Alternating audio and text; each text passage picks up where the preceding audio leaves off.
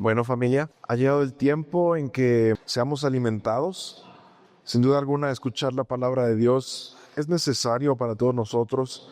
Y el otro día platicaba con una persona que no estaba muy de acuerdo con que las predicaciones fueran de pura Biblia, ¿no? Y antes yo pensaba de la misma manera. Yo pensaba que a veces el tiempo de la predicación podría ser acerca de algo personal, posiblemente alguna experiencia. Realmente durante estos últimos meses me he dado cuenta, y el Señor ha estado hablándome constantemente, que el mejor alimento que la iglesia puede recibir, que podemos recibir, es su palabra. Nada más su palabra. Y aunque a veces es difícil acercarnos al texto, aunque a veces es complicado un poquito tratar de entender lo que está ahí, siempre lo mejor que podemos hacer es acercarnos a la Escritura y pedir que el Espíritu Santo nos hable muy claramente lo que está ahí revelado. Entonces, ¿quién tiene hambre? Se supone que todos debemos decir yo tengo hambre. Hoy vamos a escuchar lo que Dios tiene que decirnos en los siguientes versículos de nuestra serie de completos en Él. Y vamos allá a Colosenses capítulo 2, versículos 11 al 15. Colosenses 2, del 11 al 15. Y vamos a leer desde el 8, porque quiero que refresquemos un poco lo que hablamos hace una semana, porque el apóstol Pablo y el texto va a desarrollar va a desarrollar el mismo hilo de pensamiento, y necesitamos tomar un poco de lo que hablamos hace 8 días para poder entender lo que hoy quiere decirnos a nosotros la Escritura. Entonces, desde el versículo 8 hasta el versículo 15. Muchos de nosotros en algún momento de nuestra relación con Dios, asumiendo que todos aquí tenemos una relación personal con Cristo, en algún momento de ese caminar podríamos atravesar por momentos de confusión respecto a nuestra fe, sobre todo si llevas poco tiempo conociendo del Evangelio, o posiblemente si llevas ya muchos años. Puede que de igual manera te encuentres en algún momento confundido con algunos aspectos relacionados a tu relación con Dios. Posiblemente estás lidiando con la falta de identidad. No sabes qué significa realmente ser cristiano, ser hijo de Dios. No sabes qué es lo que Dios te ha dado. Posiblemente estás lidiando con la frustración porque intentas vivir una vida cristiana ejemplar, pero no puedes. Te esfuerzas y luchas y terminas cayendo en el pecado constantemente. O también es probable que tengas muchas dudas acerca de qué es lo que hace realmente Cristo en mi vida. ¿Cuál es la forma en la que Él trabaja en mí? ¿O qué es lo que necesito para sentirme verdaderamente identificado con Él? Estos bachecitos de confusión, de frustración, esta montaña rusa de caminar con el Señor, donde a veces nos sentimos invencibles y nuestra identidad en Cristo está totalmente segura y firme, pero hay días en que parece que estamos hundidos y nos sentimos perdidos. Vamos a ver aquí qué es lo que Cristo hace dentro de nosotros y lo que ha hecho por nosotros mediante la cruz, iglesia. Y bajo esa misma línea del pensamiento que nos ha estado hablando la carta, de estar completos en Él, de verdaderamente encontrarnos en plenitud en Cristo, lo que hoy nos enseña la palabra es que la plenitud en Cristo significa recibir una nueva identidad en Él por medio de lo que Él ha hecho para que vivamos con plenitud. Y esto se debe gracias a la libertad que se ofrece al pecador por medio de su cruz. Si tú estás luchando con alguna tentación, si estás atravesando un momento complicado en tu relación con Cristo y tal vez no estás viviendo de la manera en que quieres vivir, te está costando abandonar un mal hábito, una mala práctica, lo que hoy quiere recordarte el Señor es que Él te ha transformado para vencer. Y ese es el título de la reflexión el día de hoy. Somos transformados para vencer. Cristo ha quitado toda cadena. Él nos ha dado libertad. Y esa libertad es para tener la identidad que Él nos ha dado. Vamos a ver entonces de lleno lo que el texto del día de hoy nos quiere hablar. Y déjenme advertirles, familia, que es un texto un poco complejo. Es un texto que personalmente ha sido muy desafiante de estudiar para mí, y le he pedido al Señor que yo pueda compartirlo con ustedes de una manera entendible, clara, práctica para nuestras vidas, pero también necesitamos que el Espíritu Santo en cada uno de ustedes, de sus corazones y pensamientos, traiga la sabiduría del Señor. Señor, nos acercamos a tu palabra no con entendimiento humano, sino con el entendimiento de tu Espíritu. Y por eso, Señor, porque aquí están reveladas las grandes verdades y los misterios del universo, Señor, y la verdad absoluta. Necesitamos, Señor, que sea tu Espíritu quien nos lleve a la verdad. Y que, Padre, el mensaje que hoy quieres darnos sea un mensaje claro, entendible, concreto, Señor, pero sobre todo, Señor, que llene nuestras vidas y que nos alimente. En el nombre de Jesús. Amén. Vamos a fijarnos primeramente en los versículos 11 y 12. Y si traen su Biblia, voy a insistirles en que puedan tenerla ahí, porque vamos a ir digiriendo un poco lo que aquí está, para que entonces entendamos lo que el apóstol Pablo quiso comunicar a la iglesia y lo que el Espíritu Santo quiere hablarnos a nosotros ahora. Voy a leerlos para ustedes. En él, ustedes fueron también circuncidados. Pero no me refiero a la circuncisión física, sino a la circuncisión que nos hace Cristo, y que consiste en despojarnos de la naturaleza pecaminosa. Cuando ustedes fueron bautizados, fueron también sepultados con Él, pero al mismo tiempo resucitaron con Él por la fe en el poder de Dios que lo levantó de los muertos. Y si nosotros somos realmente sinceros, cuando nosotros leemos estos dos versículos, a primera vista pueden surgirnos muchas dudas acerca de lo que Pablo está diciendo. Pero quiero que identifiquemos tan solo dos conceptos importantes en estos dos versículos. Número 1, la circuncisión y el bautismo. Esos dos conceptos, esas dos ideas son las que nos van a dar luz de por qué este mensaje es importante para nosotros. Y sabemos lo que ya está sucediendo en la iglesia de Colosenses, ¿verdad? Sabemos que hay algunas enseñanzas que están intentando engañar a la iglesia, como vimos hace 8 días. Y hay un problema fuerte porque esas enseñanzas pueden dividir a la iglesia, pueden perder a la iglesia, pueden llevar a la iglesia hacia un rumbo totalmente diferente, lejos de Cristo. Por eso el apóstol Pablo trata algunos temas, y aquí está tratando uno de ellos. Parece que el apóstol Pablo está reafirmando una verdad a los colosenses que contrarresta una mentira. Y esta idea equivocada que parece que los colosenses estaban creyendo era que para ellos poder estar bien con Dios, para ellos poder vivir una vida cerca de Dios, una vida, digamos, ideal, un cristianismo ideal, un cristianismo ejemplar, para ellos poder tener eso, ellos debían someterse a esta circuncisión en su cuerpo físico, como lo era en el Antiguo Testamento, ¿verdad? Y quiero darles un poquito de panorama de qué significaba esta circuncisión en el cuerpo físico en el Antiguo Testamento.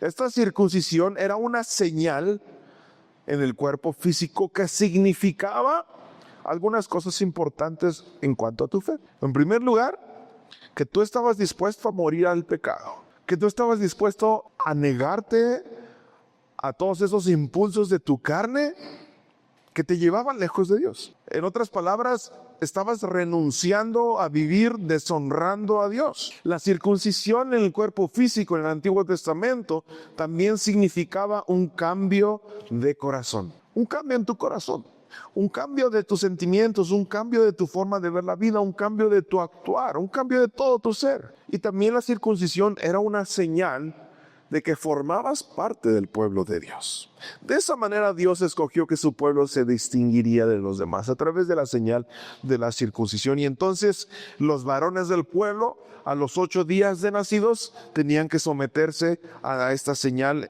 de la circuncisión física. Entonces la circuncisión era un acto de fe que proclamaba un cambio interior, una transformación total de tu ser. vivir una vida que fuera congruente con Dios. Eso era la señal de la circuncisión física en el antiguo pacto. Y qué increíble es esto, qué increíble es tener esta señal de que has tomado la decisión de vivir una vida en transformación total, una vida que fuera congruente con Dios, que estás dispuesto a morir al pecado, que estás dispuesto a dejar tu anterior vida y vivir ahora para el servicio de Dios, vivir ahora una vida disfrutando de su plenitud. Es algo que todos necesitamos, pero sucede algo interesante con el ministerio de Cristo y cuando Él viene a este mundo y hace su obra de salvación. Estos términos de identidad con los cuales el pueblo de Dios se identificaba cambiaron. En el Antiguo Testamento el pueblo se identificaba con su Dios por medio de esta circuncisión física. Ahora todo creyente se debe identificar con Cristo por medio de uno de los elementos que Pablo va a mencionar más adelante. Lo que es importante de esto, iglesia, es que en el Antiguo Testamento el pueblo se identificaba directamente con el Padre. Y la relación con Dios hasta cierto punto era una relación muy limitada. Pero ahora, el don y la bendición que ahora nosotros estamos experimentando es que Dios escoge a su Hijo para darnos una nueva identidad. Y no cualquier identidad, hermanos. La identidad que Dios nos quiere dar es la identidad de su Hijo también. Qué privilegio tan grande es ese, que ahora nosotros, al creer en Jesucristo, podemos tener la identidad de hijos de Dios, no de sus súbditos, no de sus esclavos, no de mis servidores que van ahí a hacer lo que yo aprendí, de sus hijos. Y por eso es que el apóstol Pablo dice también que hemos sido circuncidados, pero no físicamente, sino ¿cómo? Hemos sido circuncidados espiritualmente. ¿Qué significa esto? Que nuestra circuncisión espiritual significa tener una marca de echar de nosotros, dejar atrás, dejar a un lado nuestra naturaleza caída. Nuestra naturaleza que estaba viciada por la maldad y el pecado. Literalmente lo que el texto está diciendo aquí, por la palabra que utiliza en el idioma original, es como de despojarse de ropa sucia. Ese es el significado. Cuando vamos al trabajo, cuando salimos, no sé, a hacer ejercicio y de repente estamos todos sucios, tal vez olemos un poquito feo, queremos ya deshacernos de esa ropa sucia y meternos a bañar y ponernos algo nuevo. Es el mismo significado que Pablo está dando aquí, en el versículo 11 y 12. En él ustedes también fueron circuncidados, pero no me refiero a una circuncisión física, sino a la circuncisión que nos hace Cristo. ¿Y que consiste en qué? En despojarnos de la naturaleza pecaminosa. Cristo nos da la oportunidad de despojarnos de esta naturaleza que lo único que busca es la maldad. Ahora, no estamos diciendo que ahora Dios no quiere identificarse con su pueblo, pero así como en el Antiguo Testamento, ahora en el Nuevo Testamento, en el Nuevo Pacto, hemos sido circuncidados por Cristo como esta transformación completa que nos permite participar de la plenitud que Él ofrece, que hablamos hace 8 días. ¿Cómo puedo yo participar de la plenitud que Cristo ofrece para mi vida? ¿Cómo puedo yo sentirme lleno, satisfecho, sin depender de las cosas de este mundo material, de lo que este mundo ofrece?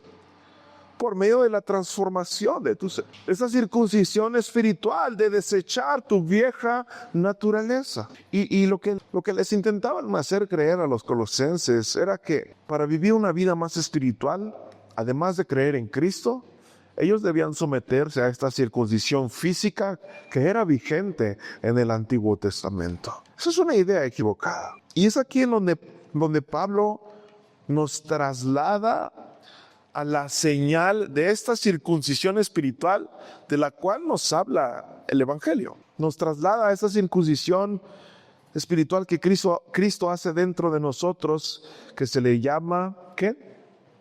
El bautismo. El bautismo. Versículo 12 dice, cuando ustedes fueron bautizados, fueron también sepultados con Él, pero al mismo tiempo resucitaron con Él por la fe en el poder de Dios que lo levantó de entre los muertos. El bautismo, hermanos, es la señal de nuestra circuncisión espiritual, de esta obra de transformación que Cristo ha hecho dentro de nosotros y por la cual nosotros estamos dispuestos a dejar atrás nuestra antigua naturaleza y dejar atrás nuestra vida en pecado. El bautismo es esa señal externa de la transformación que ha ocurrido en nuestro corazón. Tal vez para muchos de nosotros aún es un misterio acerca de por qué bautizamos. ¿Por qué nos bautizamos? ¿Cuál es el significado del bautismo? Y es eso. El texto nos dice que el bautismo es esa señal de que Cristo ha transformado nuestro corazón con esa circuncisión espiritual. Y cuando la iglesia comenzó hace varios siglos, hermanos, en el siglo I, después de que Cristo viene y hace su ministerio, y entonces comienza la iglesia apostólica, los creyentes en Jesucristo eran bautizados inmediatamente después de su conversión. Sí, no había cursos. No había cursos para ver, toma tu curso y después no. ¿Crees en el Señor Jesucristo? Sí creo y creo en la transformación que Él ha hecho en mí. Eres salvo, entonces puedes bautizarte. Es más, no puedes. Tienes que bautizarte. Esto es algo bien bonito, iglesia, porque cuando nosotros entendemos el significado del bautismo, vamos a anhelar participar de ello. Los creyentes eran bautizados inmediatamente después de que aceptaban a Jesús como su Salvador. Y el bautismo, hermanos, necesitamos dejar bien en claro que no es idéntico a la circuncisión. No sustituye a la circuncisión física del antiguo pacto, pero sí comparte parte de su significado. Comparte algo de su significado. Y es lo siguiente. Pongamos atención en esto. El bautizarse, como lo vimos en nuestra sesión de discipulado esta semana, es la señal de que me identifico con la muerte, la sepultura y la resurrección de Cristo. Es un acto que simboliza que Cristo me ha lavado de mis pecados. Es un acto que simboliza que he muerto a mi antigua naturaleza y que entonces participo de esa vida, de esa resurrección espiritual que Cristo me ofreció. Con esto nosotros podemos pensar, entonces, pastor, yo no he sido salvo si no me he bautizado. No, esto no quiere decir que el bautismo da salvación. El bautismo es la evidencia de que efectivamente Cristo ha transformado mi vida y mi corazón, y entonces estoy dispuesto a hacer un compromiso externo, dar una señal de mi compromiso con Cristo. Recibimos esa nueva identidad, lejos de nuestra naturaleza pecaminosa, listos para vivir en esa libertad con Él. Él nos transforma para vencer. El Antiguo Testamento admite que hay dos tipos de circuncisión, para ampliar un poco más esta idea, la del cuerpo y la del corazón. Fíjense, vamos a Deuteronomio capítulo 10, por favor, versículo 16. Deuteronomio 10, 16. Dice, así que circunciden el prepucio de su corazón y no sigan siendo obstinados. Pero más adelante, en el capítulo 30, versículo 6, amplía la idea de cuál es este simbolismo y este significado de lo que Dios quiso para su pueblo. El Señor tu Dios circuncidará tu corazón y el corazón de tu descendencia, para que lo ames con todo tu corazón y con toda tu alma y tengas vida. ¿Entendemos un poco más el simbolismo del bautismo? Un bautismo sincero muestra una verdadera circuncisión de nuestro corazón. Un bautismo sincero demuestra una verdadera transformación espiritual. Y como iglesia, el bautismo es una de las dos ordenanzas que nos caracterizan. Una de ellas vamos a participar en unos momentos más, que es la cena del Señor, y la otra es el bautismo. No son opcionales, no fueron alternativas. Cuando Cristo envió a sus discípulos, dio la orden de que entonces predicaran y entonces daran también. Es como si Pablo estuviera escribiendo lo siguiente: iglesia, la circuncisión no es importante.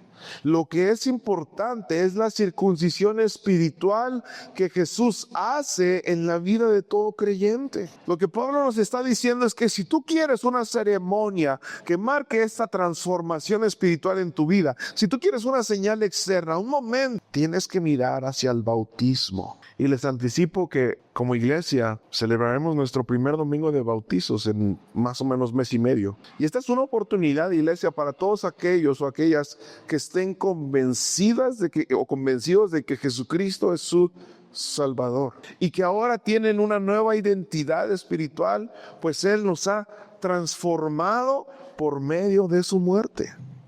Este es un mensaje para todos nosotros. Si yo aún no he sido bautizado, si aún no he participado de esta señal que demuestra que Cristo ha transformado mi vida, que me identifica con su muerte, su sepultura y su resurrección, que creo en mi Dios, es el tiempo de hacerlo. Es el tiempo de hacerlo. La pregunta ahora es, ¿qué es lo que hace esta transformación? Cristo nos transforma. ¿Para qué? ¿Por qué? Versículos 13, 14 y 15. Antes, ustedes estaban muertos en sus pecados.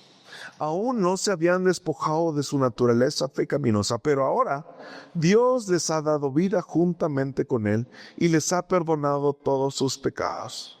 Ha anulado el acta de los decretos que había contra nosotros y que nos era adversa. La quitó de en medio y la clavó en la cruz. Desarmó además a los poderes y las potestades y los exhibió públicamente al triunfar sobre ellos en la cruz.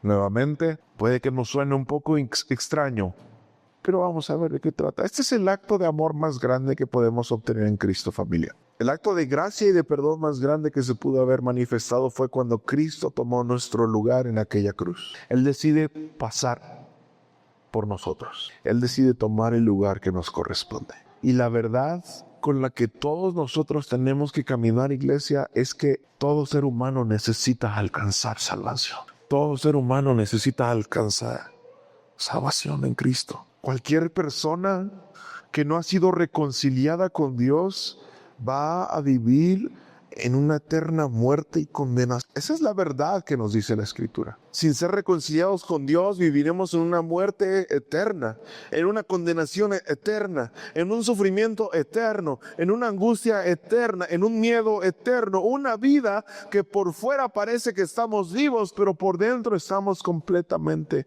muertos. Piense en las personas de su alrededor, hermano, hermana. Piense en las personas que le rodean y pensemos en cuántas personas verdaderamente están vivas. No hay otra manera de que el ser humano pueda resucitar espiritualmente si no es por medio de Cristo. Y lo dice el texto, esa es la realidad más cruda para nosotros. Estábamos muertos en nuestros pecados. ¿Qué significa eso? Que entonces, sin Cristo, mi tendencia natural es hacer maldad. Mi tendencia natural es buscar deshonrar su nombre. ¿Voluntariamente? No. Eso es lo más triste. Que alguien sin Cristo inconscientemente siempre va a buscar hacer lo contrario a Dios. Siempre va a buscar hacer lo contrario a Dios. Pero ahora, por el amor y la gracia, iglesia, podemos participar de esa resurrección de Cristo por medio de nuestra salvación. Esa resurrección que simboliza el bautismo, donde morimos a nuestro yo para resucitar en Él, porque lo dice el texto, todo se trata de Él. En Él, con Él, en Él y con Él. Todo se trata, y para nosotros los creyentes, el versículo 14 es un mensaje, iglesia, es como si nos escribieran una carta de amor hermosísima, profunda, verdadera, genuina, la más bonita que hayamos leído. Porque el versículo 14 dice que ha anulado el acta de los decretos que había contra nosotros y que nos era adversa. La quitó de en medio y la clavó en la cruz. Y la clavó en la cruz. Antes de que Cristo habite en nosotros, antes de que Cristo nos alcance, antes de que Cristo llegue a nuestras vidas, en ese estado de ser enemigos de Dios, de ser enemigos del Creador del universo, estar lejos de Él. Antes de llegar a Cristo, iglesia, teníamos una larga lista en donde estaban registrados todos nuestros delitos, pecados, ofensas, violaciones a la ley de Dios. Una larga lista condenatoria. Literalmente, la idea de Pablo aquí, iglesia, es como un acta en donde están registradas todas las faltas de un delincuente. Quienes saben un poco de leyes, saben un poco más a lo que me refiero. Donde están imputados todos los cargos de qué se le acusa. Y basado en eso, entonces tú recibirás, ¿qué? Un castigo, una condena. Esa es la idea de Pablo aquí. Todas las formas posibles en las que nos enemistamos con Dios, todas las veces que desobedecimos, todas las veces que por naturaleza íbamos en su contra, estaba todo registrado ahí para acumular castigo y condenación. Pero cuando Cristo toma nuestro lugar, pero cuando Cristo dice, yo me pongo por eso, yo me pongo por ella, a mí y no a él, castíguenme a mí y no a ella. Lo que él está haciendo aquí, iglesia, es que con toda autoridad, hermanos, toma todos nuestros cargos. Toma todo lo que Satanás tomó en cuenta para condenarnos en un castigo eterno, en un sufrimiento eterno. Toma todo eso, todas las razones por las cuales nosotros merecíamos la condenación, y lo clava junto con él en la cruz, anulando ese castigo, sufriendo así nuestra muerte para darnos la libertad sobre el castigo que nos correspondía. Y esto nos dice algo más, iglesia. Esto nos dice algo más, porque el versículo 15 dice que desarmó además a los poderes y las potestades y los exhibió públicamente al triunfar sobre ellos en la cruz. Lo que está haciendo Cristo es, Él está demostrando su autoridad suprema sobre cualquier cosa. Él no solamente nos transformó en aquel momento, Él no solamente ofreció esta salvación para todo pecador. Lo que Cristo está haciendo es que está demostrando que a Él le pertenece toda autoridad sobre toda la creación. Y la imagen que Pablo utiliza en este texto es una imagen de victoria de acuerdo al Imperio Romano. Cuando un general romano conquistador tenía la victoria en algún combate, él exhibía, literalmente exhibía en un desfile a sus enemigos derrotados y humillados.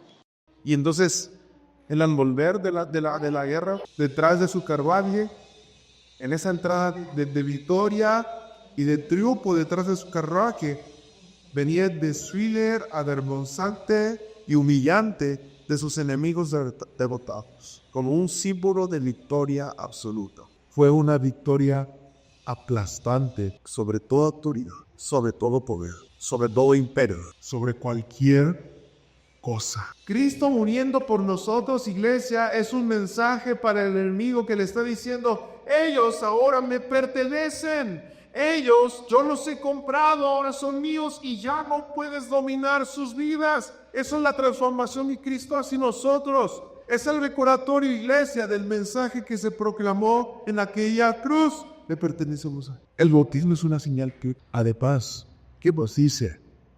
¿Qué nos dice esto? Hay que recordar que para los colosenses, esta idea es muy, muy importante, de que Cristo triunfó sobre toda autoridad, sobre todo poder, sobre todo. Por eso, los colosenses erróneamente creyendo aún que estas huestes de maldad, que estos poderes demoníacos aún pudieran hacerles daño, ellos les rendían culto como para aplacarlos, como para mantenerlos contentos. Ellos los veneraban y entonces vivían con temor de ellos. Pero lo que Pablo les está recordando es que en Cristo somos libres de toda maldad, porque en el versículo 14 del capítulo 2 de Colosenses, él dice lo que le hizo a esas huestes de maldad. El versículo 15, pero él desarmó a los poderes y a las potestades y los exhibió públicamente al triunfar sobre ellos. Hay creyentes que creen que pueden ser víctimas de la chamanía, de la brujería. Si tú le das la oportunidad, porque el enemigo aún está tentando, aún te está queriendo mentir. Sin embargo, no te puede. tocar. Eso es lo que quiere hacer Satanás. Él te quiere mentir, Él te quiere engañar, Él te quiere atraer hacia Él a través de falsedades, de mentiras. Sin embargo, Él no te puede tocar. Por eso hay un himno muy famoso que es Castillo Fuerte, que en una parte de sus estrofas dice, aunque demonios mil prontos a devorarnos estén, no temeremos porque nuestro Dios, se me fue la letra, va a pararnos, pero hay otra parte que dice, que el enemigo dañarnos no podrá, porque condenado es ya. El enemigo dañarnos no podrá, porque condenado es ya. En Cristo somos libres de toda maldad, y eso aplica en todas las áreas de nuestra vida, iglesia. ¿Por qué? Porque si nosotros creemos lo que este verso nos está hablando, esta transformación, esta circuncisión espiritual que Cristo ha efectuado en nosotros y de la cual el bautismo es un símbolo, una señal, ya no nos debe dominar el pecado, iglesia. Ya no nos debe dominar la tentación. Ya no podemos vivir con temor. Ya no podemos vivir todo el tiempo inundados de miedo. Ya no podemos vivir como vivíamos antes, porque Cristo ya nos ha dado esa libertad.